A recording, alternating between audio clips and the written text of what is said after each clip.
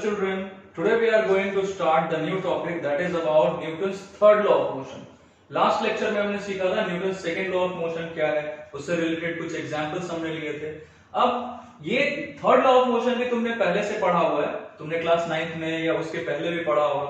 To every action there is an equal and opposite reaction, मतलब जो भी force तुम लगाते हो किसी बॉडी पे उसका एक इक्वल मतलब मैग्नीट्यूड में इक्वल होगा, बट अपोजिट इन डायरेक्शन एक फोर्स लगता है दूसरे बॉडी पे, तो ये एक्शन रिएक्शन पेयर भी हम इसे बोलते हैं। तो अभी भी हम वही चीज पढ़ने वाले हैं, थोड़ा सा इसे और आसान तरीके से हमने लिख लिया। क्या है? If a body A exerts a force vector F on a body B, कोई भी बॉडी हो सकता है, जैसे मान लो एक बॉडी ए है, दूसरा बॉडी ए, तो ये बॉडी ए अगर इस बॉडी बी पे एक फोर्स लगाता है वेक्टर एफ, तो क्या होगा? ये बॉडी बी भी इस बॉडी ए पे एक फोर्स लगाएगा माइनस वेक्टर एफ। तो ध्यान ये देना है कि ये भी वेक्टर एफ, ये भी वेक्टर एफ, बट यहां माइनस वेक्टर एफ है। तो अगर ये बॉडी ए इस बॉडी बी पे वेक्टर एफ फोर्स लगाएगा, तो इन रिएक्शन ये बॉडी बी इस बॉडी ए पे एक फोर्स लगाएगा जो कि इक्वल इन मैग्नीट्यूड होगा बट अपोजिट इन डायरेक्शन होगा। इसीलिए इसमें हमने इसे क्या लिखा है? Minus vector F. तो ये वेक्टर एफ या माइनस वेक्टर एफ दोनों के लिए मैग्नीट्यूड क्या होगा? इसके लिए भी मैग्नीट्यूड या फिर माइनस वेक्टर एफ के लिए मैग्नीट्यूड क्या होगा? यही होगा। तो दोनों का मैग्नीट्यूड सेम है बट डायरेक्शन दोनों का अपोजिट है। एक अगर इस डायरेक्शन है पॉजिटिव है तो एक इस डायरेक्शन है मतलब नेगेटिव। That's it. तो ये बिल्कुल basic part Newton's third law of motion का। एक मिसकंसेप्शन है बच्चों, लोगों को लगता है, या इसके पहले तुमने जब क्लास 9th में पढ़ा होगा तो वहां पे भी तुमने ये पढ़ा होगा कि अगर मान लो ये कोई टेबल है, इस टेबल के ऊपर एक बुक या कोई भी एक बॉडी रखा हुआ है, मान लो ये एक ब्लॉक रखा हुआ है इसके ऊपर, तो इस ब्लॉक के ऊपर थर्ड लॉ ऑफ मोशन के पहले हमने सेकंड लॉ ऑफ मोशन पढ़ लिया, इसलिए हमें पता है कि एफबीडी कैसे बनाते हैं, कौन कौन सा फोर्स बॉडी पे एक्ट कर रहा है, ये हम कैसे ढूंढेंगे। तो ये एक बॉडी ले लिया, एक ब्लॉक ले लिया, इस ब्लॉक पे कौन कौन सा फोर्स एक्ट करेगा जरा सोचो। एक फोर्स इस पे लगाएगा अर्थ जो कि इसके वेट के इक्वल होगा, दैट इज m इंटू जी। तो एक बार लिख लेते हैं, मान लो इस ब्लॉक का मास है m, तो इस पे एक फोर्स लगाएगा अर्थ जो कि डाउनवर्ड डायरेक्शन में होगा m इंटू जी। दूसरा फोर्स कौन लगाएगा? ये टेबल लगाएगा जिसपे ये ब्लॉक रखा हुआ है, ये टेबल इस ब्लॉक पे किधर लगाएगा फोर्स? अपवर्ड डायरेक्शन में, जिसे हम नॉर्मल रिएक्शन फोर्स बोलते हैं। तो ये अगर रेस्ट पे है, ये अगर इक्विलिब्रियम में, ये अगर मूव नहीं कर रहा है इधर उधर, रेस्ट पे, तो ये फोर्स इसको बैलेंस कर देता है, मतलब force n normal contact force किसके इक्वल हो जाएगा? mg के इक्वल हो जाएगा। तो इसे एक बार हम लिख लेते हैं, ये बार बार हम यूज करते आए हैं, सेकंड लॉ में भी हमने इसे बहुत बार देखा, न्यूमेरिकल्स में आगे भी बहुत बार देखेंगे। तो ये n is equal to mg है। कब? जब ये रेस्ट पे, अगर ये ऊपर या नीचे मूव करने लगे तो n equal to mg obviously नहीं होगा, नॉर्मल रिएक्शन फोर्स इसके इक्वल नहीं होगा, बट अभी ये इसके इक्वल है। इसका क्या मतलब हुआ कि इन दोनों का मैग्नीट्यूड इक्वल है, बट बच्चों ये ध्यान रखना कि ये एक्शन रिएक्शन पेयर नहीं है। ये फोर्स और ये फोर्स एक्शन रिएक्शन पेयर था। क्यों? क्योंकि ये फोर्स लगा रहा था ए बी पे और ये फोर्स कौन लगा रहा था? बी ए पे। ए बी पे लगा रहा था और बी ए पे लगा रहा था। बट जरा ये देखो तो ये फोर्स एन या फोर्स mg, ये दोनों किस बॉडी पे लग रहे हैं? इसी बॉडी पे लग रहे हैं।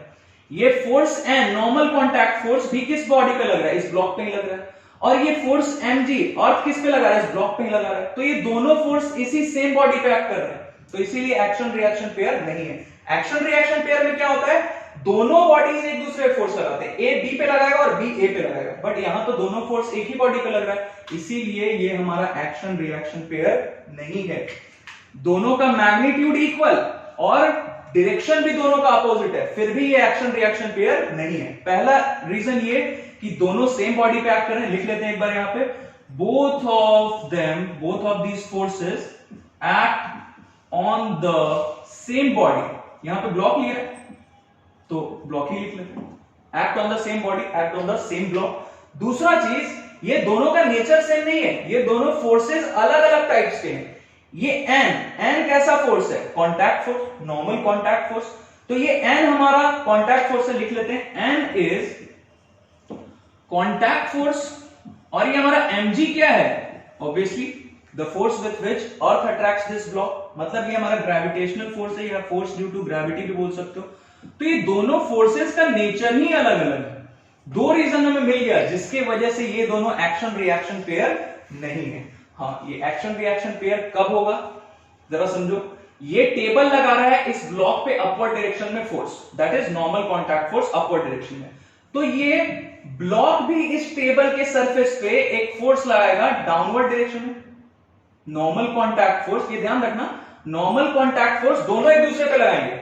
ये टेबल जैसे इस ब्लॉक पे अपवर्ड डायरेक्शन में लगा रहा है, ये टेबल जैसे इस ब्लॉक पे अपवर्ड डायरेक्शन में नॉर्मल कॉन्टैक्ट फोर्स लगा रहा है, वैसे ही according to Newton's third law of motion ये ब्लॉक भी इस टेबल के सरफेस पे इक्वल एंड अपोजिट फोर्स लगाएगा। तो इक्वल मतलब मैग्नीट्यूड इसका भी n, but opposite in direction, ये डाउनवर्ड डायरेक्शन में लगाएगा। तो ये दोनों एक्शन रिएक्शन पेयर हो गए, क्योंकि दोनों का टाइप भी सेम, दोनों कॉन्टैक्ट फोर्स है और दोनों दो अलग अलग बॉडीज पे एक्ट कर रहे हैं, दोनों एक दूसरे पे लगा रहे हैं। एक और आसान सा एग्जांपल लेते हैं।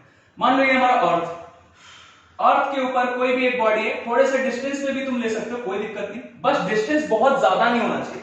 अगर डिस्टेंस बहुत ज्यादा हो गया, सेपरेशन बहुत ज्यादा हो गया दो बॉडीज के बीच का, तो वहां पे Newton's third law of motion follow नहीं होगा, ओबे नहीं होगा। तो देखते हैं, मान लो ये कुछ हाइट पे, एक सर्टेन हाइट पे, बहुत ज्यादा ऊपर नहीं है, 50 मीटर 100 मीटर के हाइट पे। तो इस बॉडी को अर्थ अपनी तरफ खींचता है। ये सब तुमने पहले भी पढ़ा है ग्रेविटेशनल फोर्स के बारे में, इसका पूरा एक चैप्टर पढ़ना है बच्चों में। ग्रेविटेशन का पूरा एक चैप्टर है, क्लास 11th में ही पढ़ना है तुम्हें, वो पढ़ेंगे, आगे का चैप्टर है। तो ये दो बॉडीज है हमारे पास, एक बॉडी क्या है, ये तो अर्थ, दूसरा बॉडी क्या है, ये ब्लॉक, कोई भी बॉडी ले सकते हैं, दो बॉडी। तो इन दोनों बॉडीज के बीच में एक फोर्स ऑफ अट्रैक्शन एक्ट कर रहा है, जिसे हम बोलते हैं ग्रेविटेशनल फोर्स। तो इन दोनों के बीच में gravitational force of attraction act कर रहा है, और जिसका मैग्नीट्यूड हमें पता है। नहीं पता है तो हम ये क्लास 11th में फिर से पढ़ेंगे एक बार। इसका इन दोनों के बीच में जो इंटरेक्शन है, जो फोर्स ऑफ अट्रैक्शन है, उसका वैल्यू होता है capital G, it is the gravitational constant, जिसका वैल्यू होता है, यहां लिख देता हूं एक बार, 6.67 into 10 to the power -11। ये capital M is the mass of Earth and small m is the mass of this body, that's it। तो अब ये ध्यान देना है तुम्हें कि R यहां पे क्या है, R is the separation between the center of these two bodies। तो ये रहा हमारा सेंटर ऑफ अर्थ और ये रहा सेंटर ऑफ दिस बॉडी। तो इन दोनों के बीच के डिस्टेंस को हम रेडियस ऑफ अर्थ के इक्वल ले रहे हैं। अब ये क्यों ले रहे हैं रेडियस ऑफ अर्थ के इक्वल, ये सारा हम जब ग्रेविटेशन पढ़ेंगे तो वहां पे हम डिस्कस करेंगे। खैर, तो इन दोनों बॉडीज के बीच का जो फोर्स है ग्रेविटेशनल फोर्स, वो उसका वैल्यू हमारा इतना है। ये अब ये ध्यान देना कि अर्थ इस बॉडी को अपने सेंटर के टुवर्ड्स अट्रैक्ट कर रहा है इस फोर्स से। तो इन रिएक्शन ये बॉडी भी अर्थ को अपने टुवर्ड्स अट्रैक्ट करेगा, अपनी तरफ फोर्स लगाएगा इस डायरेक्शन में, अपोजिट डायरेक्शन में। ध्यान देना, इतने फोर्स से अर्थ अट्रैक्ट्स द बॉडी, अर्थ इस बॉडी को अपने सेंटर के टुवर्ड्स अट्रैक्ट कर रहा है इतने फोर्स से। तो according to Newton's third law of motion ये बॉडी भी अर्थ पे इतना ही फोर्स एक्सर्ट करेगा। यहां मैं लिख देता हूं, इधर लिखते हैं इस चीज को, the body also exerts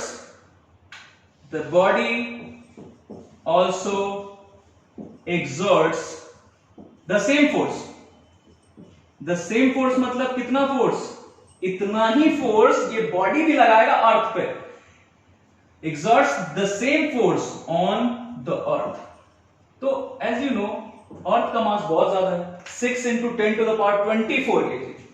तो अर्थ इस बॉडी को अपनी तरफ अट्रैक्ट कर लेता है। वो बॉडी एक छोटा सा चींटी हो या बड़ा सा एक हाथी हो, अर्थ किसी भी बॉडी को अपनी तरफ अट्रैक्ट कर ही लेता है, क्योंकि इसका मास बहुत ज्यादा है। खैर, बट ये बॉडी अर्थ को अपनी तरफ अट्रैक्ट नहीं कर सकता है। ये बॉडी की तरफ ये अर्थ मूव करके नहीं जाएगा, एक्सेलरेट होके नहीं जाएगा। सोचो, इसको अगर मैं छोड़ूं तो छोड़ने के साथ ये नीचे जाता है, क्योंकि अर्थ इसे अपनी तरफ अट्रैक्ट कर ले रहा है।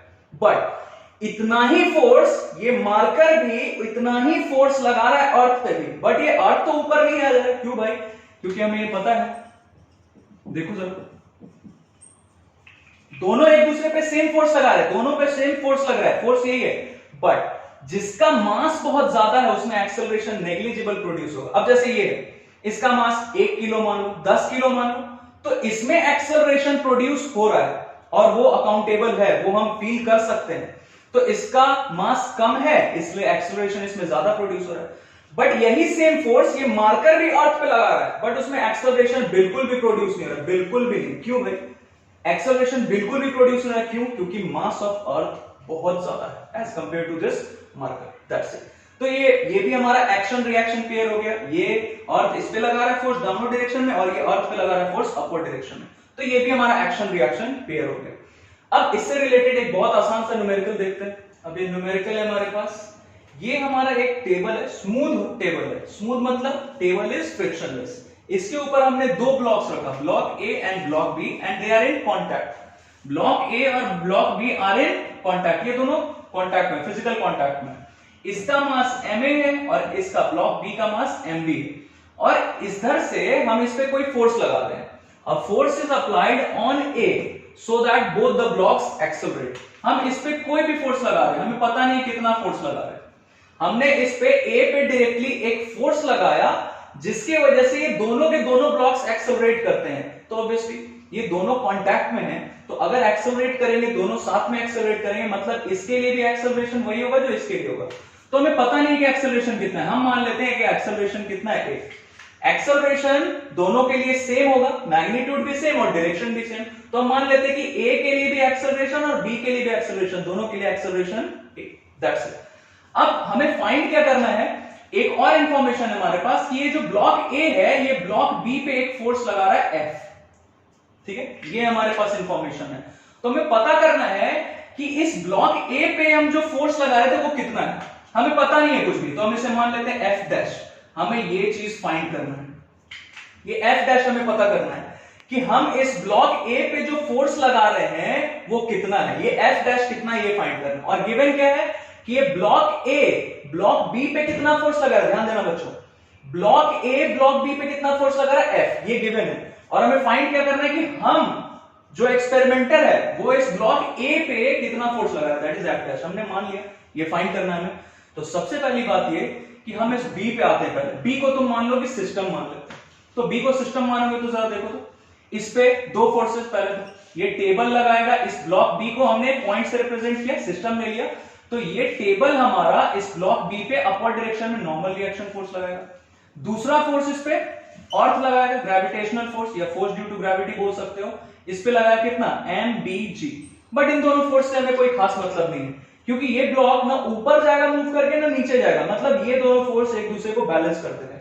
तो N is equal to mBg होगा, बट इसका हमें जरूरत नहीं, इसे हम रहने देते हैं। हमारा मतलब किससे है, हॉरिजॉन्टल डायरेक्शन का जो फोर्स है उससे।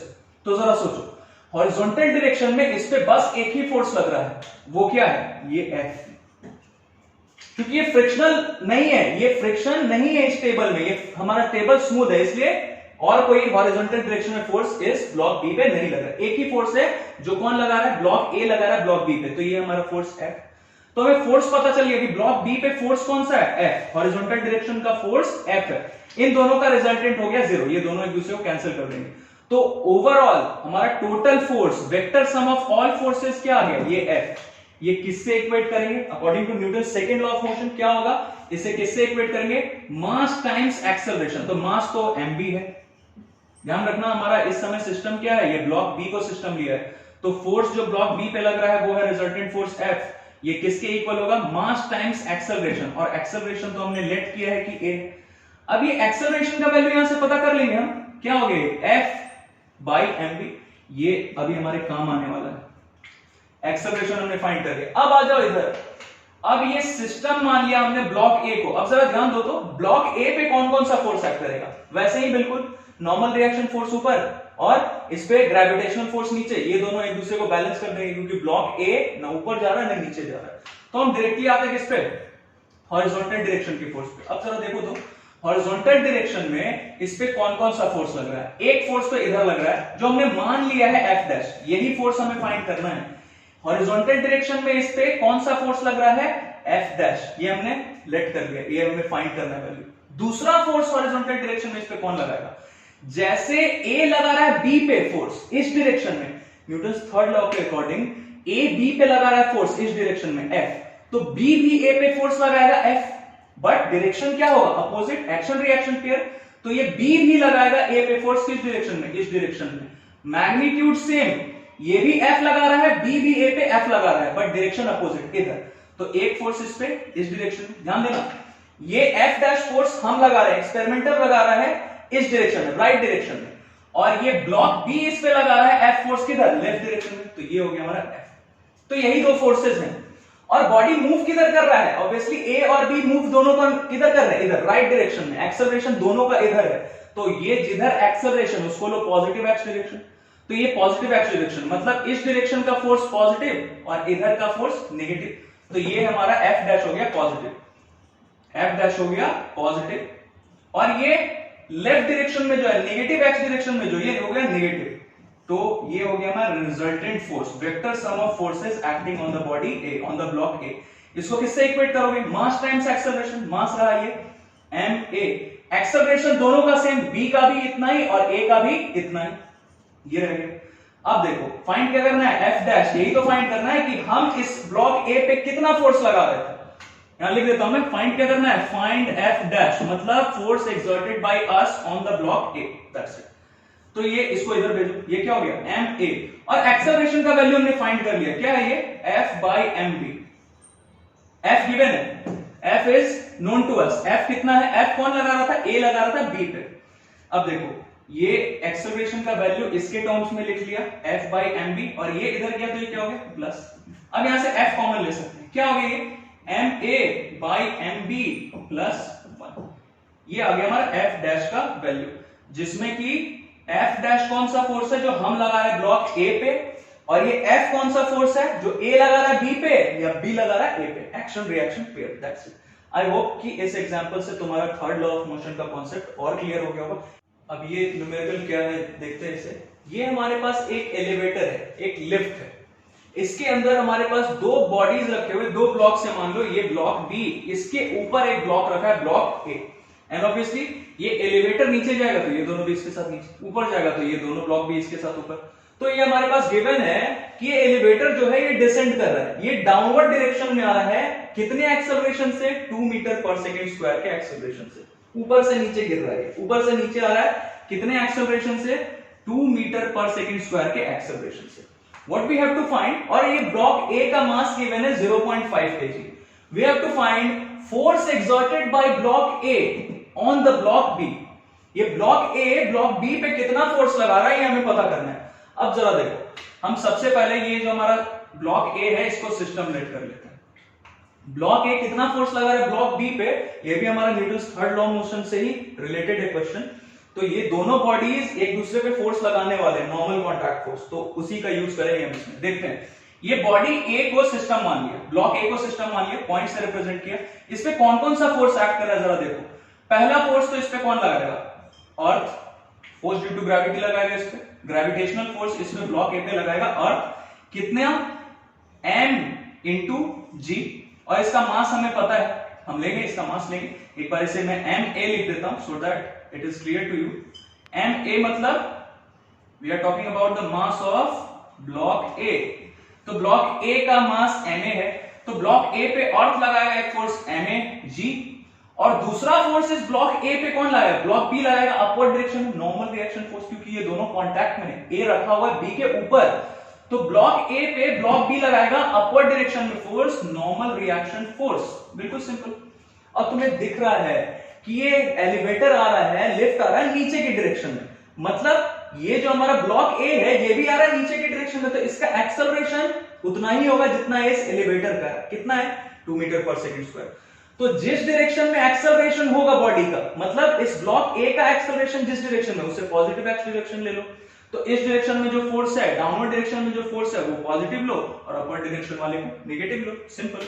तो डाउनवर्ड डायरेक्शन में एक्सेलरेशन है, इसलिए डाउनवर्ड डायरेक्शन का फोर्स पॉजिटिव, मतलब ma g पॉजिटिव, ऊपर डायरेक्शन का फोर्स नेगेटिव, तो ये क्या हो गया माइनस n, प्लस ऐड करते हैं, vector sum of all forces find करें, तो ऐड करेंगे इसमें किसे, n है ऊपर, तो नीचे की डायरेक्शन में क्या हो जाएगा माइनस n, तो ये किसके इक्वल होगा, vector sum of all forces acting on A पता चल गया, mag माइनस n, क्योंकि ऑपोजिट डायरेक्शन में x एक्सिस के, मास टाइम्स एक्सेलरेशन से इसे मल्टीप्लाई करो, इक्वेट करो, तो इसका मास गिवन है हमारे पास। खैर अभी हम यही लिख लेते हैं, ma मास टाइम्स एक्सेलरेशन, एक्सेलरेशन कितना है गिवन है, सबका वैल्यू रख लो एक एक करके, एम ए कितना है देखो तो 0.5 kg मल्टीप्लाइड बाय जी का वैल्यू मान लो हमने 10 ले लिया, 10 ले लेते हैं, माइनस एन, ये एम ए का वैल्यू फिर से वही 0.5 kg मल्टीप्लाइड बाय 2 मीटर पर सेकेंड स्क्वायर। देखो तो कितना आया, ये माइनस एन को अगर उधर भेज दे तो ये क्या हो गया, एन उधर चला गया, बाकी इधर आ जाएगा, ये कितना हो गया